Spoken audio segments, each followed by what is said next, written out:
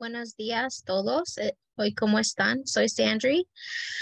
Hoy les quiero hablar de lo que se llaman las heridas de la infancia y recordarles un poquito sobre cómo sobresalir esas heridas de la infancia am, usando las promesas de Dios. ¿Ok? Entonces vamos a empezar. Una de las primeras heridas de la infancia que yo veo con multitud de adultos que vienen a verme diario para terapia es la herida de rechazo.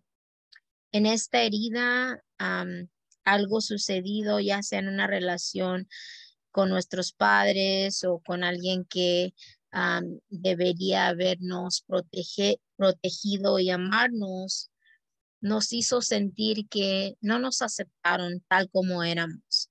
Am, entonces, cuando esto sucede y sentimos ese rechazo por personas o por nuestros padres al crecer, nos quedamos con un entendimiento de no poder protegernos de adultos. Entonces, ¿cómo actuamos? Pues si yo creo en mi ser de ser, así como dice en mi corazón de corazones, que no importa lo que yo haga, la gente siempre me va a rechazar, mi pareja siempre me va a rechazar, nadie me quiere. ¿Cómo me voy a proteger de adulto para que ese rechazo no me duela tanto o no me mate, verdad? Y lo hacemos am, huyendo del conflicto. Lo hacemos cuando, am, por ejemplo, si alguien nos hace sentir mal, ¿verdad? O nos dice algo, nos escondemos, nos aislamos. Oh, pues ya no le voy a hablar entonces. Oh, no, pues entonces no me inviten, ya no voy, ¿verdad? No quiero ver a nadie, yo estoy mejor solo. Yo no necesito amigos. Los amigos no existen, ¿verdad? Am, e incluso nos aislamos también de la gente que sí nos quiere, que quiere lo mejor para nosotros. La gente que no nos rechaza, también la hacemos a un lado.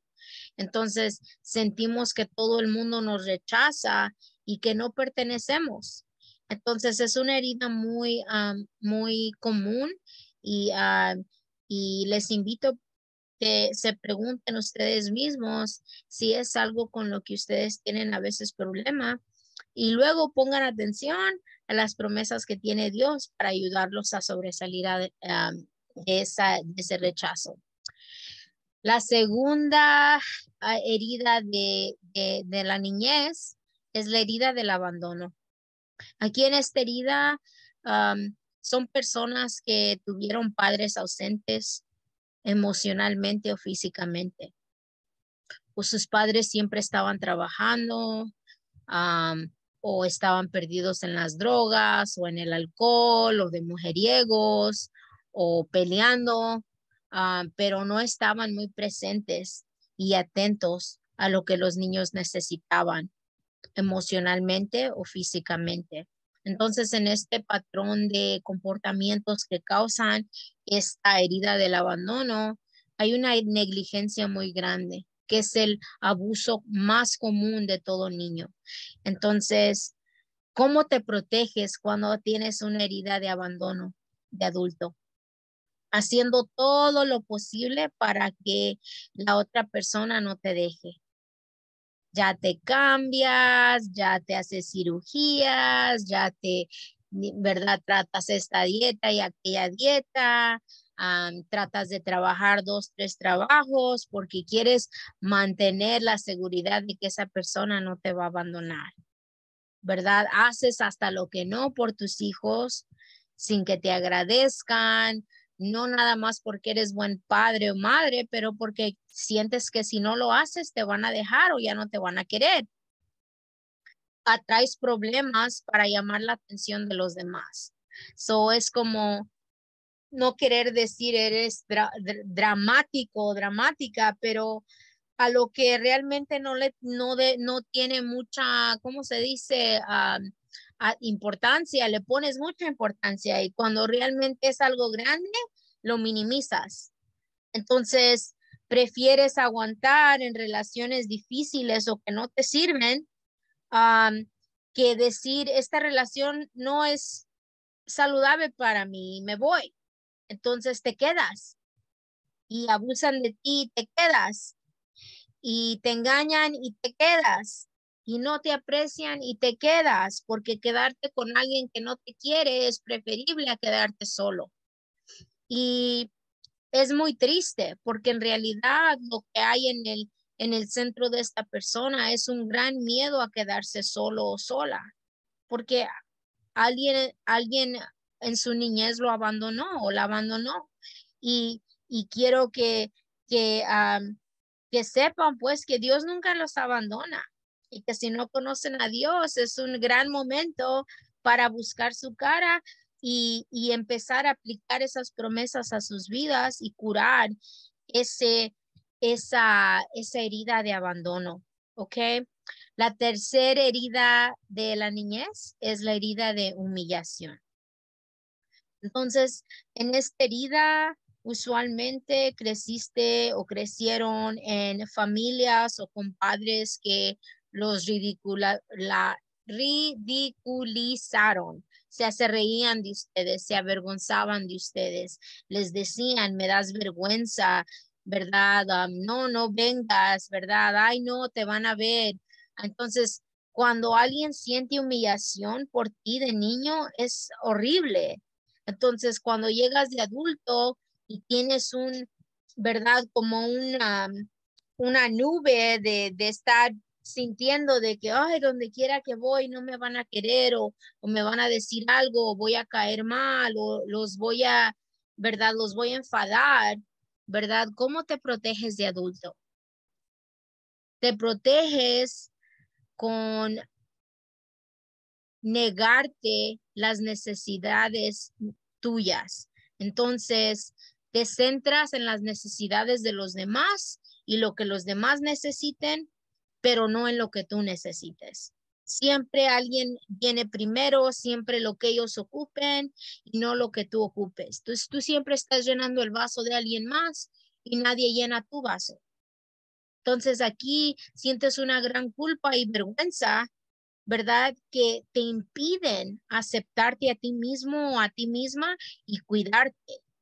Entonces todavía estás esperando que ese papá venga o esa mamá llegue y te cuide y te dé de comer y te acepte y te mime y eres un adulto.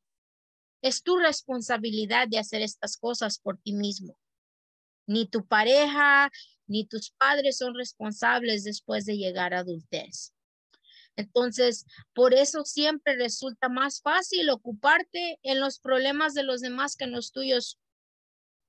¿Por qué? Porque tienes una herida de humillación. ¿Quién te humilló? ¿Quién te hizo sentir menos? ¿Verdad? Entonces es también algo muy frecuente y triste.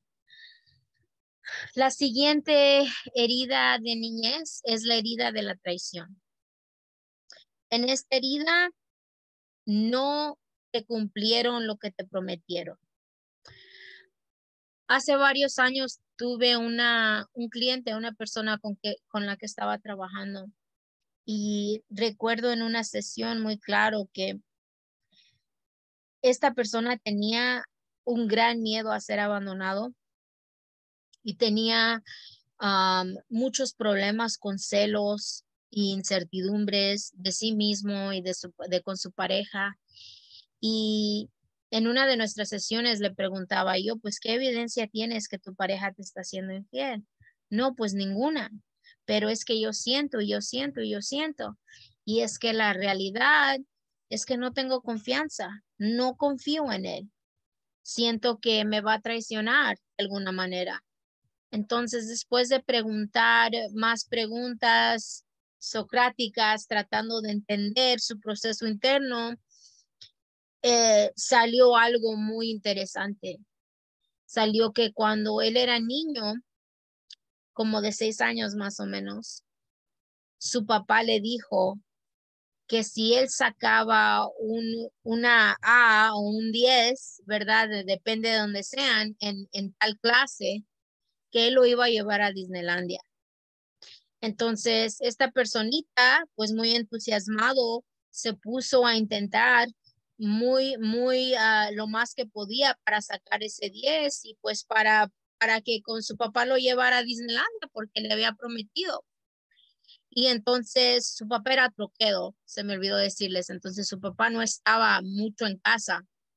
Entonces llega ese día que llegan los grados y pues este personita saca un 10 o saca una A, como les dije. Tu papá llega de trabajar y él va para con su papá y le dice, papá, mira, saqué un 10, ¿verdad? Saqué una A. ¿Cuándo me vas a llevar a Disneylandia? Y su papá le dice, no tengo tiempo y ahorita no hay dinero.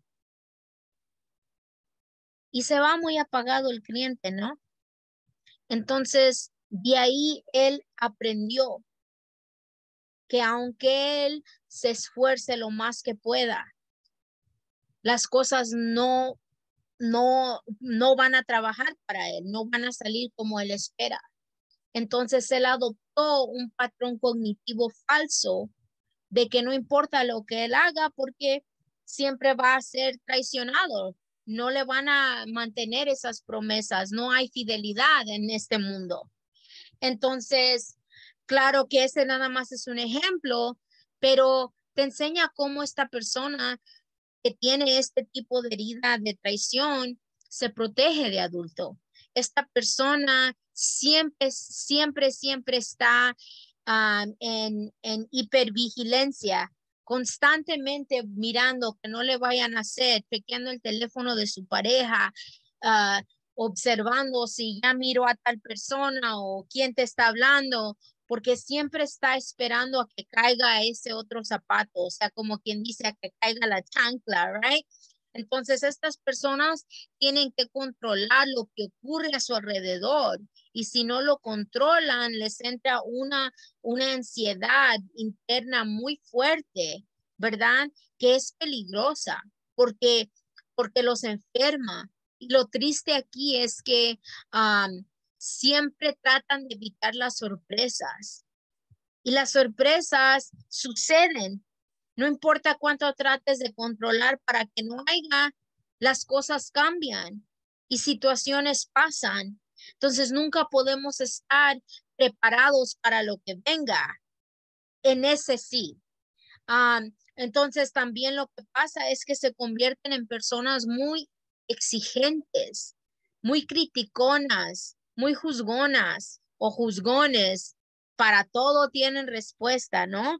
Entonces, si son muy exigentes en sus relaciones, porque tienen mucho miedo de que la gente les mienta. Odian las mentiras. ¿Quién no odia las mentiras? Los mentirosos. Pero esta persona odia a los mentirosos. ¿Pero por qué? Porque a esta persona le mintieron. Le mintieron personas que no deberían haberle mentido. Y usualmente es papá o mamá, o abuela o abuelo, quien sea que te haya criado. Y ahora vamos con la herida de la injusticia. En esta herida, las personas que deberían haberte protegido y amado y haberte dado alientos y todo eso y apoyo fueron fríos y autoritarios contigo, como militares. Entonces, ¿cómo te proteges ahora de adulto? Cuando tienes una herida de injusticia, te proteges escondiéndote de tus sentimientos. Niegas que te hace sentir de alguna forma cuando te dicen algo, hacen algo. Te conviertes en una persona muy sensible, pero no a lo que tú haces, sino por lo que tú sientes que tú eres, porque no te sientes suficiente, porque no te sientes capaz. Y la otra cosa aquí es que te cuesta mucho trabajo comprenderte a ti mismo porque no te puedes comprometer. No te puedes comprometer con una persona porque tienes miedo a equivocarte. No te tienes confianza tú mismo por la injusticia que viviste. Entonces, si ni yo mismo me puedo creer, ¿cómo me voy a tener confianza de tomar esa decisión? Entonces te conviertes en un adulto que tiene mucha dificultad en tomar decisiones. Que si sales a alguna parte con alguien y te dicen, hey, ¿a dónde quieres ir o qué quieres hacer? O incluso que a veces qué quieres comer o lo que tú quieras. Y luego van a un lugar y "Oh, yo no quería eso". Pero no hablas, no dices qué es lo que quieres porque no te tienes confianza a ti mismo. Entonces, esas eran algunas de las heridas de la niñez y ahora quiero recordárselas otra vez y luego vamos con las promesas de Dios para curar estas heridas. Entonces, primero teníamos la herida del rechazo. No me aceptaron tal como era. Segundo, la herida de abandono. Tuve padres ausentes emocionalmente o físicamente. Tercera, la herida de la humillación. Me ridiculizaron y se avergonzaron de mí. Y cuarta, la herida de la traición. No me cumplieron lo que me prometieron. Quinta, la herida de la injusticia. Fueron fríos y autoritarios conmigo. Entonces, ahora, ¿qué nos dice Jesús? ¿Qué nos dice Dios? El mensaje principal de Cristo era acerca del reino futuro, ¿verdad? Que venía. Y su labor era ir por todas las ciudades y aldeas predicando y anunciando el evangelio del reino de Dios. Pero él también nos hizo promesas de esperanza y consuelo para esta vida todavía que vivimos ahorita. La primera promesa que él nos da es la promesa de paz. Su palabra en Juan 14:27 nos dice, la paz os dejo, mi paz os doy. Yo no os la doy como el mundo la da. No se turbe vuestro corazón ni tenga miedo. ¿Ok? La segunda promesa nos dice que Él nos da gozo. Estas cosas os he hablado para que mi gozo esté en vosotros y vuestro gozo sea cumplido. Y esta está en Juan 15:11. Y luego Él nos da amor. El que tiene mis mandamientos y los guarda, ese es el que me ama. Y el que me ama será amado por mí, Padre, y yo le amaré y me manifestaré en él. Y esto está en Juan 14:21. Entonces, si Cristo, nuestro sumo sacerdote, que ahora se sienta a la diestra del Padre, hizo estas promesas, podemos estar seguros de que Él las cumplirá, porque la Biblia dice que Él no puede mentir, ¿verdad?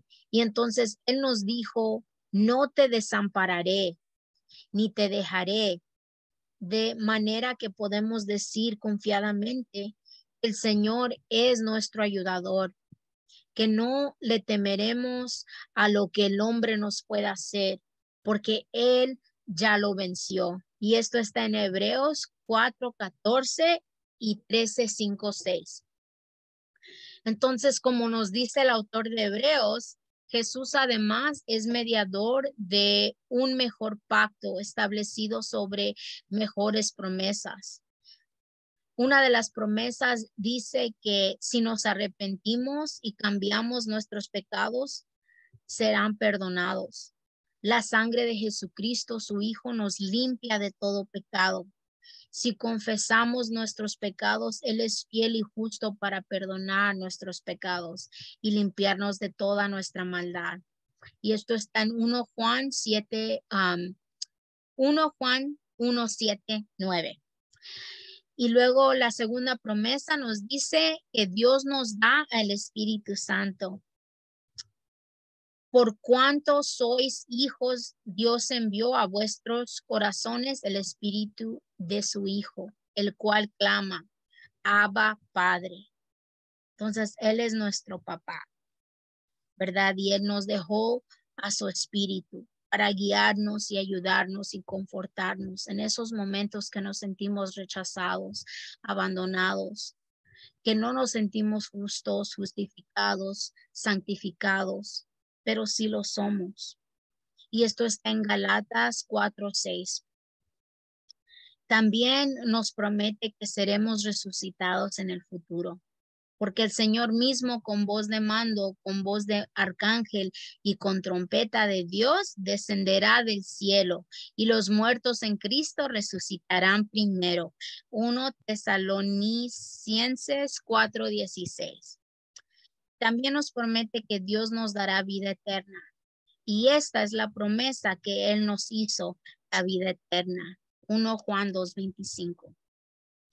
Y también tendremos la naturaleza de Dios. Esta es una promesa tan divina.